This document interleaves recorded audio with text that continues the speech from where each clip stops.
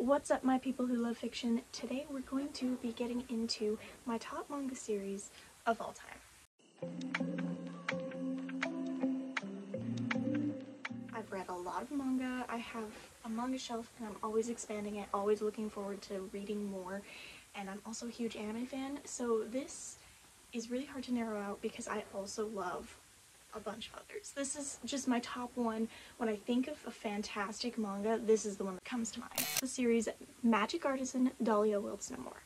Now, immediately when we get into this series, I'm just gonna start off. It's overall got amazing characters, amazing world building, amazing art style, and the character arcs are doing so well, and just the storyline overall is really interesting.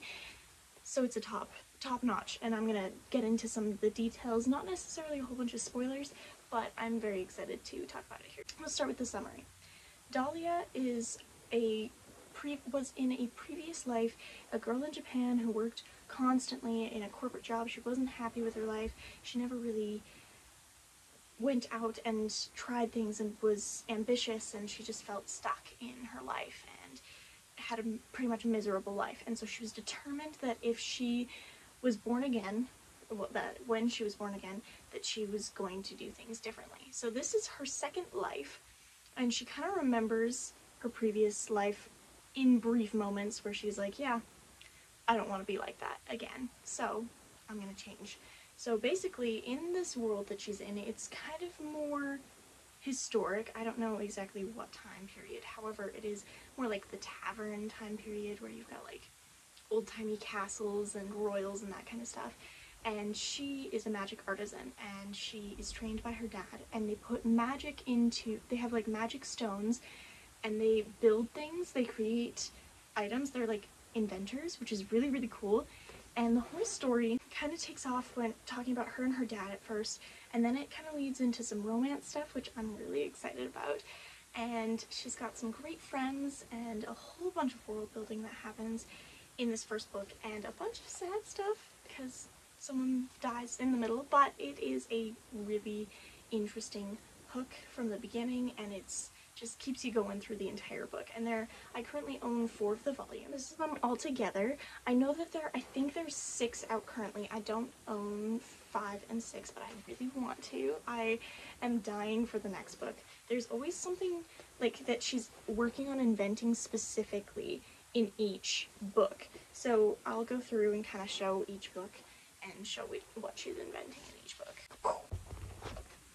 Alright, so book 1, she's kind of working on, she invents this hairdryer back when she's kind of younger. This is all of her backstory and kind of like when she creates an important fabric and this hairdryer and things like that. And so it's a lot of invention in this particular book, but that's like one of the main things. In book 2, it's these glasses. So these are fairy glasses, and they're meant for him. May or may not be the love interest. And I love him, and I'm going to talk about the characters in a second. But in book 2, she's working on these glasses for him because his eyes are special. So when people look at him, they know who he is, and he kind of just wants to blend in sometimes. So these are for him, and they're really, really cool. And yeah, that's kind of what she works on inventing in book 2. So in book 3, she's working on this dagger. I can't remember why, but it's really important. So she's working on this dagger in this book. She's also leading into the 4th book, into like what she's inventing. So in this 4th book, she's inventing these socks. Well, she invented them in the 3rd book, but she's working on getting them out to the groups that asked for them and things like that. And these socks are like really special for hunters who like hunt monsters and beasts and things like that, and they spend long hours out in marshy places and stuff. So she makes a special kind of sock for them, and I think soles as well, like shoes. So that's really cool. So we're gonna get into characters now. First character I'm going to talk about is the main character, Dahlia. Now, she is fantastic. She is what I love in a strong female main character, because she works really, really hard at the things she's passionate about, and she cares about the people she's close to, and she's a smart girl, and I really love that.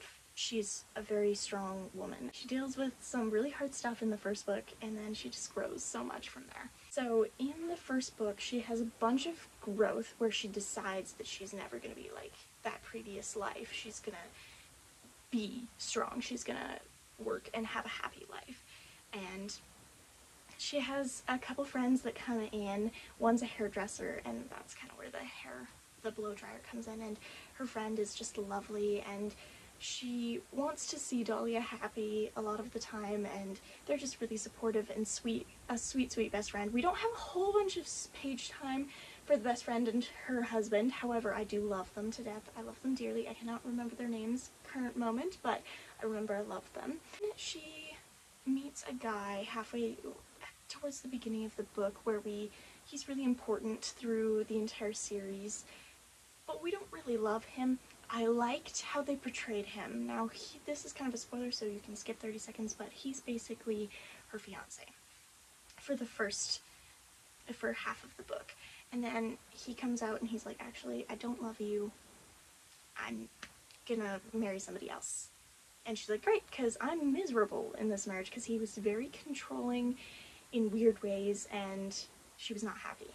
So after they break off their engagement and all this stuff, she begins to blossom again, and that's when we meet Wolf. I don't remember if that's his first or last name, but he is wonderful, and they meet totally randomly, and it's wonderful. He has a very splendid character where there's a whole bunch of backstory that we're starting to get towards the end of book 3 and 4. And he's just really blossoming as a character, and I love that for him. I'm so excited to continue reading and find out more about his mysterious past and kind of who he is and how he became who he is today. A whole bunch of stuff to uncover. He's got a lot going on. So those are kind of some of the main characters. The Artisans go through a guild, which deals with trading companies and a whole bunch of other stuff to get their product out to people and specific places. And so there's this lady that runs a guild, and she was very close with Dahlia's father.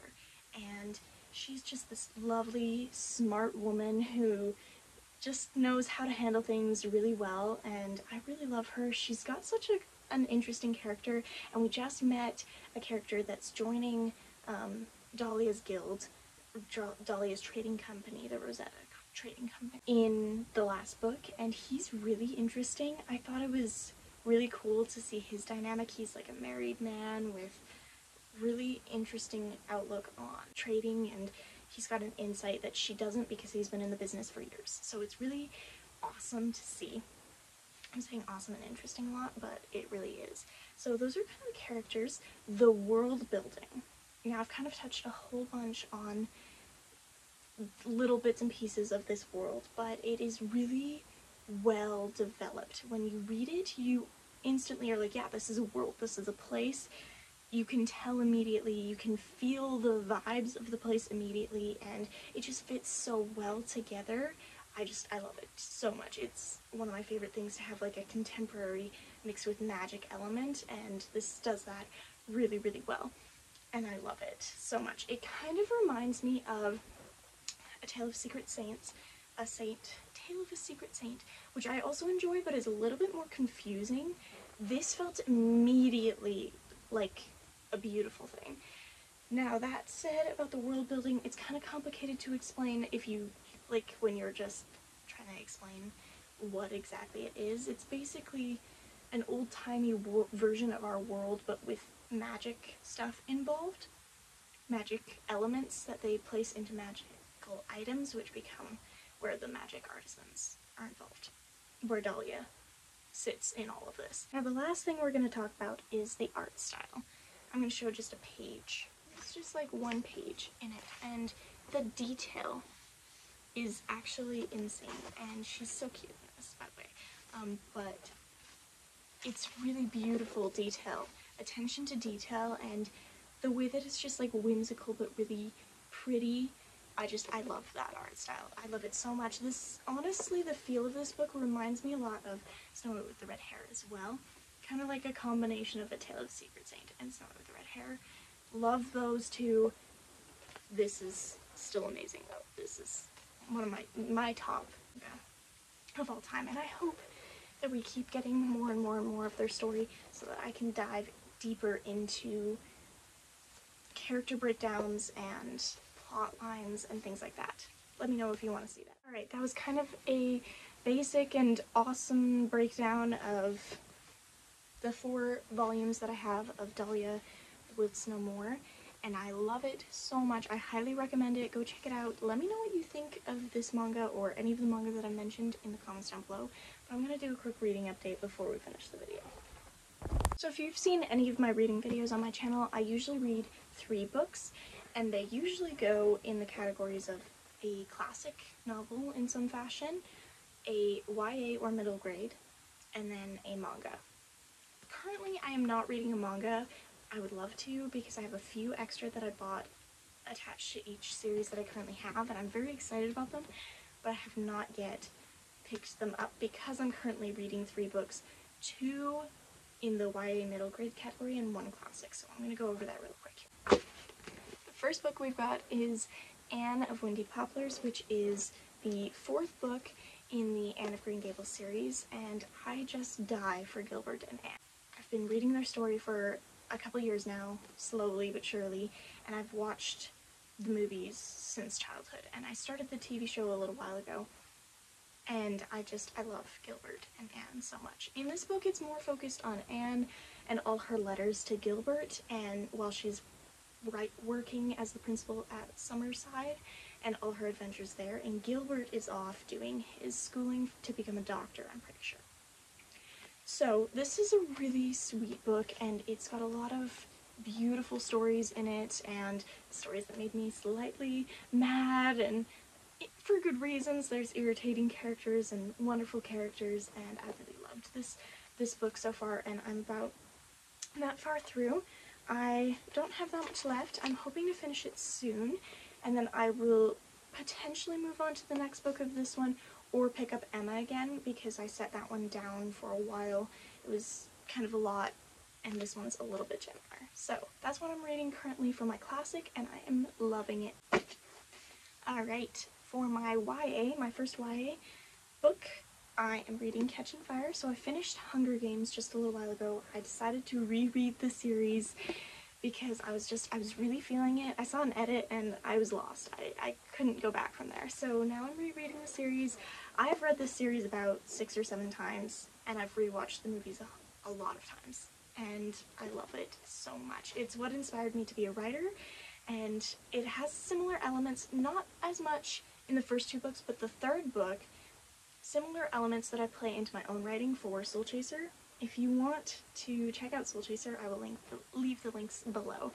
So Catching Fire has been going well. I'm about just over halfway through, and this is definitely my favorite book out of the trilogy, but I love the other 2 for different special reasons. But this one has so many unique, beautiful things, and flow is amazing through this story. We just met Finnick. I'm very excited for the games. It's my favorite part of the book, favorite part of the entire series, I would argue. I'm very excited for that. So that's kind of where I'm at for this book, and I hope to keep plowing through it and keep reading. It's always been a 5-star read for me, and I guarantee it will be again this time. And the 3rd read is middle grade, and it is Harry Potter. So I am doing this reread with a friend. I've been trying to reread Harry Potter over the years for a long time now, and I always get to book 2 and then I stop, but she wanted to get back into reading, and I wanted to reread them anyway, so I'm about that far through. Not very far. I think she's further than I am, and I'm loving it so far. It's such a classic novel, and I can see why it has so much praise and following behind it. I've grown up with Harry Potter my entire life, and I love Harry Potter. It is a classic, and no matter how many times you reread the beginning, it's still special, still magical. So currently I'm at the part where Hagrid's about to take him for supplies, and I'm very excited to continue on from there. Don't mind Timothy, he just wants a pet. And I'm gonna try and finish this semi-quickly. It's a very easy read, and I'm sure I can plow through it if I put my mind to it. So that's kind of where I'm at with this one, and it's going really well. That's my reading update. Thank you so much for watching this video. If you liked this video, please like it and subscribe. I really appreciate it, and I will give you more bookish content and more fictional characters to fawn over and be excited about soon, and I will see you very soon. Bye.